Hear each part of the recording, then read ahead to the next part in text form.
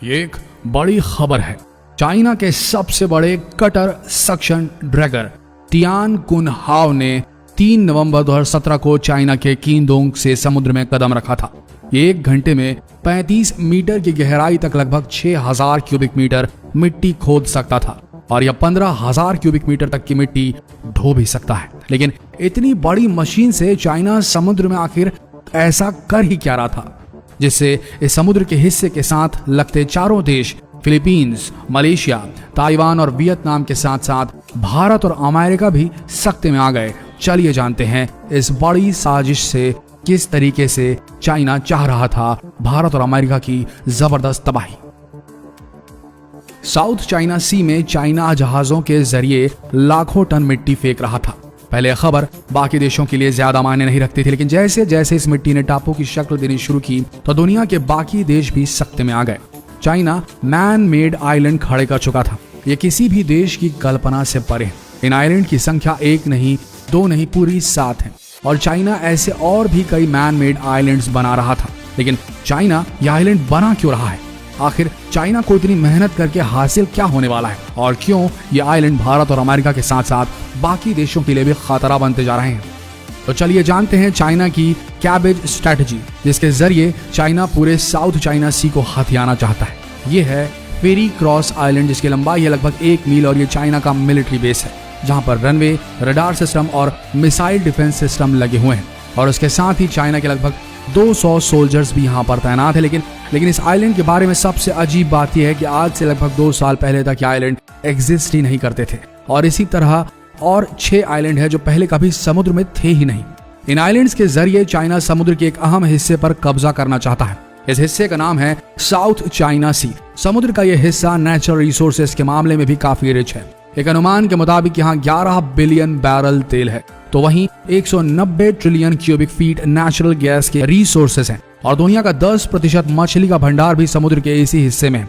लेकिन सबसे बड़ी चिंता का विषय है वो ये है कि दुनिया का 30% व्यापार साउथ चाइना सी से ही होकर जाता है। साउथ एशिया सी के साथ 5 देशों की सीमा लगती है। United Nation Convention on the Law of the Sea के मुताबिक हर देश की सीमा उनके तटों से समुद्र के 200 मील तक होती है, जैसे EEZ यानी कि एक्सक्लूसिव इकोनॉमिक जोन कहा जाता है। यानी अगर किसी देश के 200 मील की सीमा के भीतर कोई ऑयल भंडार मिलता है तो उस पर हक उसी देश का होगा। लेकिन जो एरिया सभी देशों की EEZ से बाहर होते हैं उसे इंटरनेशनल वाटर कहा जाता है और UN मैरिटाइम लॉ के मुताबिक इस हिस्से पर सबका हक होता है।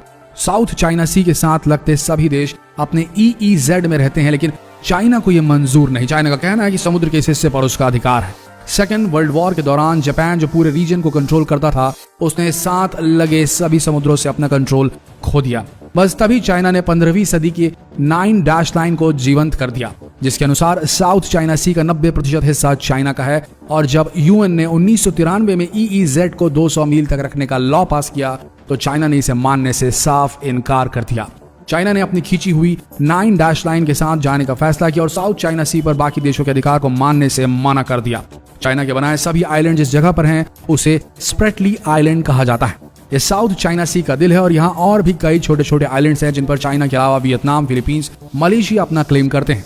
सभी देशों ने इन आइलैंड्स पर अपना अधिकार कायम रखने के लिए इमारतें और पोर्ट्स बना दिए और कई देशों ने तो अपने कुछ लोग भी निगरानी के लिए यहाँ बैठा दिए। लेकिन चाइना के यहाँ मैन मेड आइलैंड्स बनाने के बाद से ही ये मुद्दा गरमा गया है।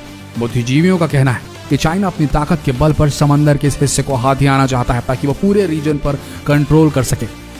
इसके बाद से ही अमेरिका ने यहाँ हस्तक्षेप करना शुरू कर दिया है और साउथ चाइना सी में अमेरिका ने अपने शिप्स भेजे, लेकिन चाइना ने इसे हल्के में नहीं लिया।